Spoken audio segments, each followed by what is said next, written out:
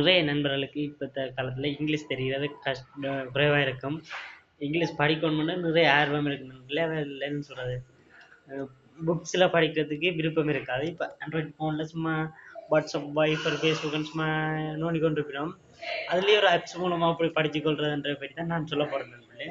நீங்க play store open பண்ணி என்ன செய்யுங்கன்னா ஹலோ இங்கிலீஷ்னு டைப் பண்ணுங்க. டைப் பண்ணி செர்ச் பண்ணீங்கன்னா உங்களுக்கு ஃபர்ஸ்ட் வரும் நண்பர்களே இந்த அப்ளிகேஷன் தான். இதை நீங்க இன்ஸ்டால் பண்ணி போட்டு பைக்ல வாங்க நண்பர்களே. பைக்ல வந்து அதை நாங்கள் எப்படி படிச்சு கொள்றது சரியா? இப்போ நான் சொல்லிக் கொள்றேன், நீங்க அதே மாதிரி செஞ்சு கொள்ளுங்க.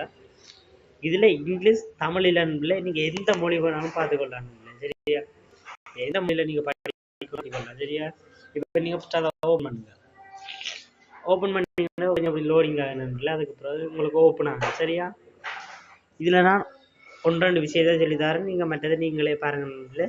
இதுல நிறைய மொழி இருக்கு. நான் இப்ப தமிழும் இங்கிலீஷையும் செலக்ட் பண்ணிக்கிறேன் சரியா? டிக் பண்ணீங்கன்னா உங்களுக்கு இப்படி தள்ளி கொண்டு போக சொல்லும். அதை நீங்கள் அப்படி தள்ளி கொண்டு போயிட்டு டச் பண்ணீங்கன்னா அப்படி உங்களுக்கு லோடிங் ஆகும் நண்பர்களே. சொல்ல போனீங்கன்னா மேக்ஸிமம் எனக்கே துப்புரவா இங்கிலீஷ் தெரியாது நண்பர்களே. ஆனால் நான் இந்த ஆப்ஸை யூஸ் பண்ணி நேற்று தான் டவுன்லோட் பண்ணி யூஸ் பண்ணேன் நண்பர்களே. 6வது பாடம் வரையும் நைட்டில் ஃப்ரீயாக இருக்கிற நேரம் படித்து கொண்டிருக்கேன். ஆனால் இதுக்கு நெட் வசதி தேவையில்லை நண்பர்களே, நீங்கள் படித்து கொள்ளலாம் சரியா? இப்போ நாங்கள் முதலாவது பாடத்தில் படிப்போம் சரியா? படிப்போம் என்னென்னா நீங்கள் டச் பண்ணுங்கள், ஸ்டார்ட் கொடுங்க, சேர்ந்து கண்டினியூ கொடுங்க, சேர்ந்து உங்களோட பேரை டைப் பண்ணிக்கொள்ளுங்க நண்பர்களே. நான் இப்போ எந்த பேரை என்ன சொல்கிறது, எந்த பேரை டைப் பண்ணிட்டேன். திருப்பி கண்டினியூ கொடுங்க நண்பர்களே.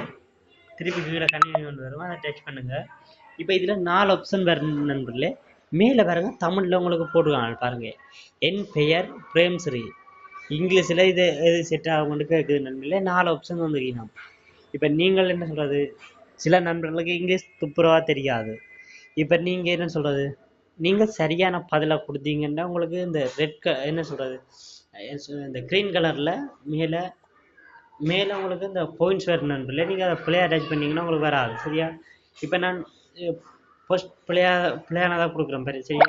இது பாருங்க என்ன பதில் தவறு சரியா? நான் இப்போ ஃபர்ஸ்ட் சரியானதாக கொடுக்குறேன் பாருங்க. இதில் 2வது என்ன வருதுண்டா, என் பெயர். இப்போ என் பெயருக்கு என்ன, மை நேம் சரியா? நீ நேம் டச் பண்ணீங்கன்னா இதை கொடுத்தீங்கன்னா இது சரியான பதில் நண்பர்களே.